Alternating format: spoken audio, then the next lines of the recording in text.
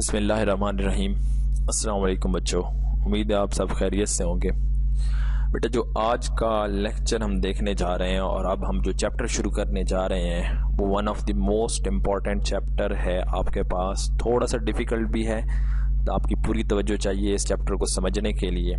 Chapter हमारे पास है special theory of relativity, very important concept. आप इस चैप्टर का बेसिक इंट्रोडक्शन आप सेकेंड ईयर में dawn of modern physics chapter number 19 में पढ़ चुके हैं, लेकिन यहाँ पर हम वो चीज़ नहीं पढ़ेंगे। यहाँ पर हम इसको रिलेटिवली मोर डिटेल के साथ पढ़ेंगे। तो कोशिश आपने करनी है कि हर एक पॉइंट को अपनी पूरी अटेंशन के साथ सुनना है और समझना है, और इस चैप्टर को पेपर पॉइंट ऑफ व्यू से देखें तो भी बहुत इंपॉर्टेंट ये चैप्टर है आपके पास। नाउ इस थ्योरी को शुरू करने से पहले कुछ बेसिक इंट्रोडक्शन हम इस चैप्टर का देख लेते हैं। देखिए, हमारे पास अगर हम फिजिक्स को दो हिस्सों में डिवाइड करते हैं, नॉर्मली हम फिजिक्स को दो हिस्सों में तकसीम कर सकते हैं। एक को हम कहते हैं क्लासिकल मैकेनिक्स और एक को हम कहते हैं relativistic mechanics. One is known as classical mechanics and other is known as relativistic mechanics.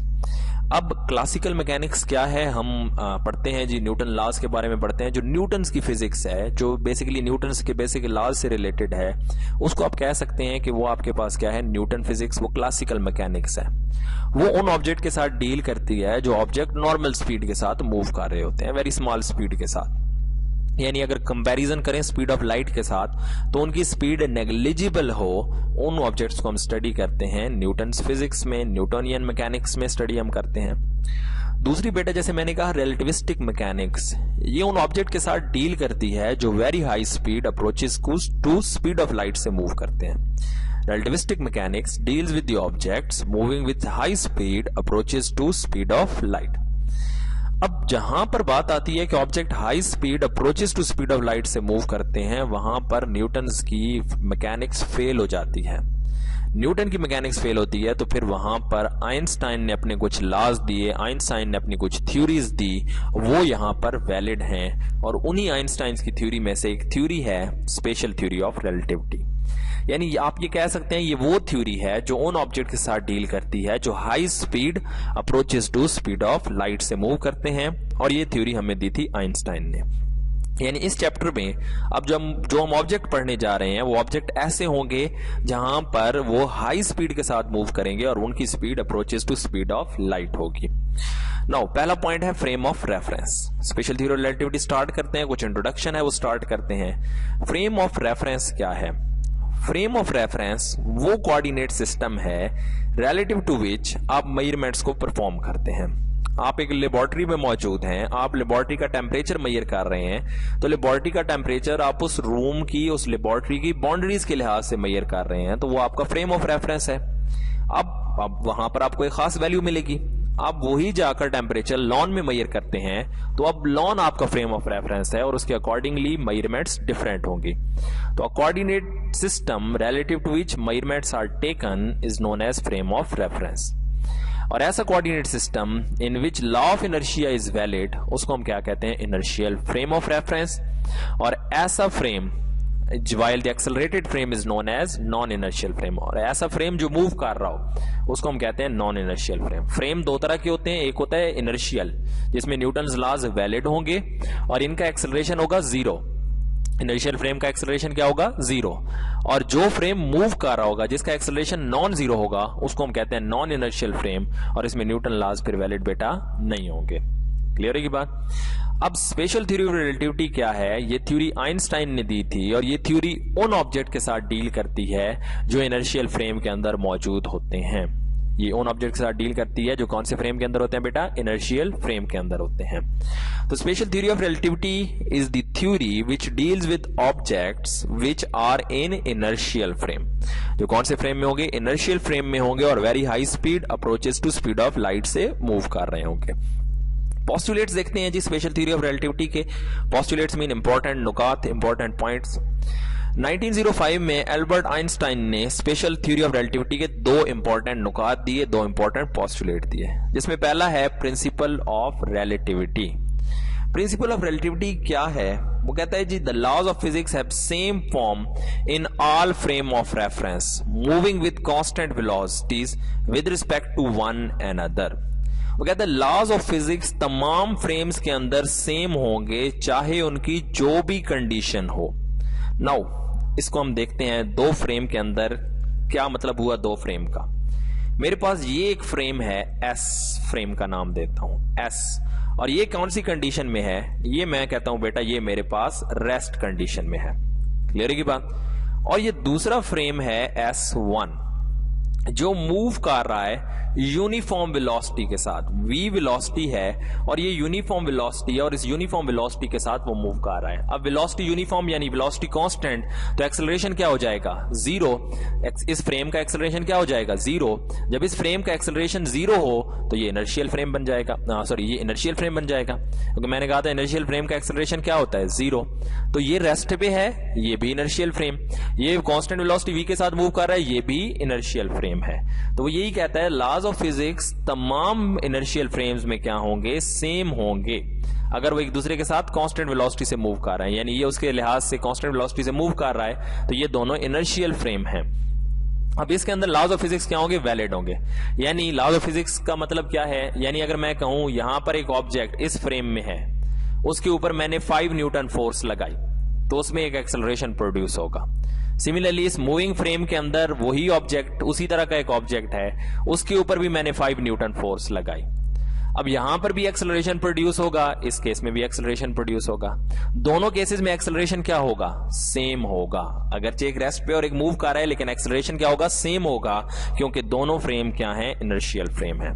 तो इनर्शियल फ्रेम के अंदर आपके पास लॉज ऑफ फिजिक्स क्या होंगे, वैलिड होंगे। The laws of physics are invariant of a transformation between all inertial frame. Invariant है मतलब एक से दूसरी फॉर्म में चेंज नहीं होते, वो कांस्टेंट रहते हैं। The laws of physics same होंगे in all inertial frame. Clear है की बात। नाउ इसको लॉजिकली हम देखें तो ऐसा क्यों होता है। देखिए बेटा, अगर हम ये दो फ्रेम एक रेस्ट पे और एक मोशन में है, अगर रेस्ट वाले में रिजल्ट मैं वही 5 न्यूटन फोर्स लगाऊं और डिफरेंट रिजल्ट मिले, और जो मूव कर रहा है उसमें डिफरेंट रिजल्ट मिले, तो फिर मुझे ये थ्योरी या आइंस्टाइन को ये थ्योरी डेवलप करने की जरूरत क्या थी। फिर तो हम आसानी से डिफरेंशिएट कर सकते थे, ये सिस्टम रेस्ट पे और ये सिस्टम मूव कर रहा है, क्योंकि लॉज या कंसेप्ट डिफरेंट थे। अब मुश्किल यही आती है कि भाई एक फ्रेम रेस्ट पे हो या एक फ्रेम मूव कर रहा हो, दोनों में लॉज ऑफ फिजिक्स के रिजल्ट सेम आते हैं, तो हम डिफरेंशिएट नहीं कर पाते, इसीलिए हमें रिलेटिविटी के कंसेप्ट्स को एक्सप्लेन करना पड़ता है। क्लियर है की बात। नेक्स्ट है principle of constituency of speed of light. भाई स्पीड ऑफ लाइट दुनिया में जो मर्जी फ्रेम होगा वो हमेशा कांस्टेंट रहेगी।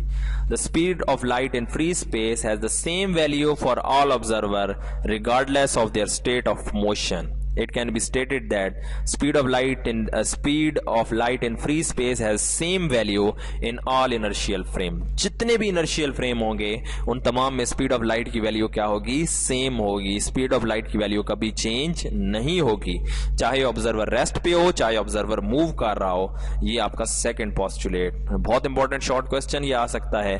Write down the postulate of special theory of relativity. तो ये दो पोस्टुलेट्स हैं। अब रिलेटिविस्टिक इफेक्ट्स की हम बात करते हैं। हमने इस पॉइंट को तो देख लिया, ये इसका भी हम मजीद डिटेल में, सेकंड पॉइंट, पहले पॉइंट को तो हमने डिटेल में देख लिया, सेकंड पॉइंट को अभी हम डिटेल में देखते हैं। उससे पहले रिलेटिविस्टिक इफेक्ट्स की बात करते हैं। मैंने ये कहा था कि आपके पास फिजिकल क्वांटिटीज चेंज हो जाती हैं, यानी रिजल्ट्स चेंज हो जाते हैं जब एक body high speed approaches to speed of light के साथ मूव करती है। वहां पर न्यूटन लॉज वैलिड नहीं होते, तो फिर हमें रिलेटिविस्टिक इफेक्ट्स को देखना पड़ता है। Theory of relativity shows the effects of relative motion on physical quantities. Relative motion की वजह से physical quantities change हो जाती हैं। Relative motion की वजह से physical quantities change हो जाती हैं। आप रेस्ट पे हैं, आपने एक बॉडी की मूवमेंट का टाइम मेजर किया, आप एक मूविंग फ्रेम के अंदर हैं और आपने टाइम मेजर किया, दोनों टाइम डिफरेंट होंगे, और ये किस वजह से है, ये मोशन की वजह से है। इसी के साथ डील करती है theory of relativity. Theory of relativity shows the effect of relative motion on physical quantities. These effects are observed at a relativistic speed. ये कहां पर ऑब्जर्व होंगे, relativistic speed, और वो approaches to speed of light होती है। और उस स्पीड की एग्जैक्ट वैल्यू क्या है, greater or equal to c/10। यानी ये वो स्पीड है जिसको हम कहते हैं रिलेटिविस्टिक स्पीड, जिसके ऊपर इस स्पीड के इक्वल या इससे ज्यादा जब स्पीड होगी बॉडी की तो फिर वहां पर न्यूटन लॉज वैलिड नहीं होंगे, फिर वहां पर फिजिकल क्वांटिटीज की मैग्नीट्यूड्स चेंज हो जाएगी। क्लियर की बात। अब वही डिस्कशन, ये पोस्टुलेट की डिस्कशन हम कर रहे हैं। The first postulate shows that the laws of physics are absolute, absolute mean constant और universally same for all inertial observer. So laws of physics hold for one inertial observer cannot be violated by another observer। दोनों के लिए क्या होंगे? laws same होंगे। Second postulate को समझने के लिए हम 3 ऑब्जर्वर कंसिडर करते हैं, ये A ऑब्जर्वर, ये B ऑब्जर्वर, ये C observer. These are 3 observers which are initially at rest. अब क्या करते हैं, इनिशियली दोनों ऑब्जर्वर जो हैं वो रेस्ट पे हैं। अब इनिशियली जब दोनों ऑब्जर्वर रेस्ट पे हैं तो फिर किया क्या गया? फिर किया ये गया, एक flash light, a flash light emitted by observer A is observed by him to travel at speed c। हुआ ये कि ये तीनों इनिशियली ए बी सी 3 बंदे थे, ऑब्जर्वर थे, खड़े हुए थे, तीनों इनिशियली रेस्ट पे हैं। फिर ये ने क्या की, एक फ्लैश लाइट इमिट की, फ्लैश लाइट इमिट की बी और सी की तरफ। तो अब जो ए ऑब्जर्वर है जो स्पीड ऑफ लाइट को मेजर करेगा वो सी होगी। यानी ए ने एक फ्लैश लाइट इमिट की तो ए ऑब्जर्वर ने उस फ्लैश लाइट की स्पीड को कितना मेजर किया? सी मेजर किया। ये दोनों रेस्ट पे थे, इन्होंने सी भी मेजर किया। ये दोनों रेस्ट पे थे तो इन्होंने भी क्या मेजर किया? सी मेजर किया। लेकिन फिर क्या किया गया? बी को ए से दूर मूव कराना शुरू कर दिया। If the frame B is moving away from A at a speed c/4 speed के साथ वो इससे दूर होना शुरू हो गया। क्लियर की बात। पहले रेस्ट पर था तो स्पीड सी थी, स्पीड इसने सी ऑब्जर्व की उस फ्लैश लाइट की जो ए ने एमिट की थी। अब ये ऑब्जर्वर बी जो है वो ए से दूर जा रहा है। जब ऑब्जर्वर बी ए से दूर जा रहा है तो अब गैलीलियन एक काइनेमैटिक्स है। गैलीलियन काइनेमैटिक्स ये जो हम नॉर्मल यानी हम कह सकते हैं जो आपके पास गैलीलियो वाज द साइंटिस्ट, उसने एक काइनेमैटिक्स दी थी। काइनेमैटिक्स का मतलब है study of the objects in motion. तो गैलीलियन के मुताबिक अब जो, क्योंकि वो उससे दूर जा रहा है, देखे ना, जब इसने लाइट इमिट की, ये स्पीड ऑफ लाइट सी से जा रही है, वो उससे दूर जाना शुरू किया तो ये लाइट उस तक देर से पहुंच रही है तो स्पीड कम हो जाएगी, क्योंकि वो उससे दूर जा रहा है तो स्पीड कम हो जाएगी। स्पीड कितना कम होगी? जितनी स्पीड के साथ वो उससे दूर जा रहा है। c - c/4 equal to 3c/4। तो इसका मतलब ये है अगर ऑब्जेक्ट दूर जाना शुरू करेगा तो स्पीड ऑफ लाइट क्या हो जाएगी? 3c/4 हो जानी चाहिए गैलीलियन के मुताबिक।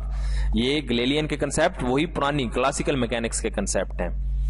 और c जो फ्रेम है, c जो है वो ए की तरफ मूव कर रहा है। जब वो ए की तरफ मूव कर रहा है तो वो जल्दी अप्रोच कर रहा है तो स्पीड ऐड हो जानी चाहिए। दूर जा रहा है तो स्पीड माइनस हो गई, करीब जा रहा है तो ऐड हो जानी चाहिए क्योंकि जल्दी अप्रोच कर रहा है। तो गैलीलियन के मुताबिक अगर तीनों रेस्ट पे हैं तो स्पीड सी होनी चाहिए, अगर बी दूर जा रहा है तो स्पीड कम हो जानी चाहिए 3c/4, और अगर वो उसके करीब आ रहा है तो स्पीड बढ़ के उतनी ऐड होनी चाहिए 5c/4। ये क्लासिकल मैकेनिक्स के कंसेप्ट थे। लेकिन जब प्रैक्टिकली देखा गया तो भाई चाहे भी मूव करे करीब चाहे दूर जाए ये मैटर नहीं करता। Speed of light is universally constant. वो करीब जा रहा है या दूर जा रहा है, स्पीड ऑफ लाइट हमेशा क्या होगी? सी होगी। However according to second postulate, ये जो आपके पास all 3 observer measure the speed of light, जो तीनों ऑब्जर्वर मेजर करेंगे चाहे वो रेस्ट में है चाहे मूव कर रहे हैं, स्पीड ऑफ लाइट क्या होगी? सी होगी। ये क्लासिकल मैकेनिक्स के कंसेप्ट थे जो कि स्पेशल थ्योरी ने रद्द कर दिए, यानी स्पीड ऑफ लाइट तमाम ऑब्जर्वर के लिए क्या होगी? सेम होगी। ये गैलीलियन के एक फार्मूला दिया गया है कि गैलीलियन के मुताबिक अगर आप एक बॉडी को थ्रो कर रहे हैं, आप एक कार में बैठे हुए हैं और कार जो है वो सर्टेन स्पीड के साथ जा रही है, आपने बॉडी को क्या किया? थ्रो किया। तो velocity of projectile fired from a moving car with respect to the ground, ground के लिहाज से अब जो ऑब्जेक्ट की स्पीड होगी वो किसकी इक्वल होगी? Velocity of the projectile with respect to car plus velocity of the car with respect to ground. यानी अगर आपकी कार 5 मीटर पर सेकंड से जा रही है और आपने ऑब्जेक्ट को थ्रो किया 5 मीटर पर सेकंड के साथ, तो जो टोटल वेलोसिटी उस बॉडी की बनेगी वो कार की वेलोसिटी प्लस जिस वेलोसिटी से आपने थ्रो किया, दोनों ऐड होके 10 बननी चाहिए। जबकि ये तो आम ऑब्जेक्ट्स के लिए, ऑर्डिनरी ऑब्जेक्ट्स के लिए तो ये इक्वेशन वैलिड है, लेकिन वो ऑब्जेक्ट जो स्पीड ऑफ लाइट से मूव करेंगे उनके लिए ये इक्वेशन वैलिड नहीं होगी। ये गैलीलियन ट्रांसफॉर्मेशन है, ये क्लासिकल मैकेनिक्स है, ये स्पीड ऑफ लाइट के लिए या ऑब्जेक्ट वेरी हाई स्पीड के लिए ये वैलिड नहीं है। क्लियर की बात यहां तक? ये पॉइंट आपके पास यही कहा गया, but velocities of waves and particle moving speed close to c behave in these waves. When Einstein put forward these postulates, there were no experimental test. जब आइंस्टाइन ने ये postulate दिए, कोई experimental test नहीं था, उसने उसका अपना माइंड था, उसने एक आइडियाज दिए। लेकिन बाद में जब 1964 में एक आपके पास पायोन पार्टिकल है, rapidly decay into gamma rays, pion जैसे alpha beta and gamma radiation होती है ना, उसी तरह एक पार्टिकल जनरेट होता है रेडियोएक्टिव एलिमेंट से, जिसको हम पायोन्स पार्टिकल्स कहते हैं। वो फौरन ही डिके कर जाता है गैमा में, यानी जब एक रेडियोएक्टिव एलिमेंट डिके हो रहा होता है, यानी वो रेडिएशन इमिट कर रहा होता है, तो उस इंस्टेंट पे एक पायोन पार्टिकल प्रोड्यूस होता है जो फौरन ही क्या हो जाता है, गैमा में डिके हो जाता है। अब गैमा क्या है? इलेक्ट्रोमैग्नेटिक वेव्स हैं, और ये किससे मूव करती हैं? स्पीड ऑफ लाइट से मूव करती हैं। नाउ पॉइंट गौर से सुनिएगा। The speed of moving pion was measured equal to 0.995 c। जो मूविंग पायोन था, एक पार्टिकल जो पायोन जो आपके पास रेडियोएक्टिव एलिमेंट से इमिट हुआ, उसकी कौन सी स्पीड के साथ इमिट हुआ? 0.95 c के साथ सपोज इमिट हुआ, 0.9 c के साथ इमिट हुआ। अब जब इमिट होगा तो गैमा रेज देखे ना, एक ये गैमा की अपनी स्पीड ऑफ लाइट, एक पायोन पार्टिकल जिस स्पीड से मूव कर रहा है, यहां से देखे ना, ये पायोन पार्टिकल इमिट हुआ कौन सी स्पीड के साथ? 0.9 c के साथ। अब यहां से गैमा रे इससे इमिट हुई, और वो कौन सी स्पीड के साथ मूव कर रही है? स्पीड c के साथ। तो होना क्या चाहिए था? एक तो पायोन पार्टिकल जो मूव कर रहा है उसकी स्पीड प्लस गैमा की स्पीड दोनों ऐड होके ये स्पीड दे देती c प्लस 0.9 c। लेकिन जब उस इमिटेड गैमा रे को उसकी स्पीड को मेजर किया गया तो वो स्पीड c आई थी, जो सेकंड पोस्टुलेट की यहां पर वेरिफिकेशन थी। तो ये बेसिक इंट्रोडक्शन है, थोड़ा सा कॉम्प्लिकेटेड है, पूरी तवज्जो दे के उसको सुनिएगा, समझिएगा, और कोई क्वेश्चन हो तो जरूर पूछिएगा। कल इंशाल्लाह इसको नेक्स्ट कंटिन्यू करेंगे। ये बेसिक इंट्रोडक्शन है, इसका समझना आपके लिए बहुत जरूरी है, तो इसको पूरी तवज्जो के साथ आपने बेटा समझना है। यहाँ तक आज का लेक्चर वाइंड अप करते हैं। मजीद बेटा आपसे मुलाकात होगी इंशाल्लाह नेक्स्ट लेक्चर में, तब तक के लिए अल्लाह हाफिज।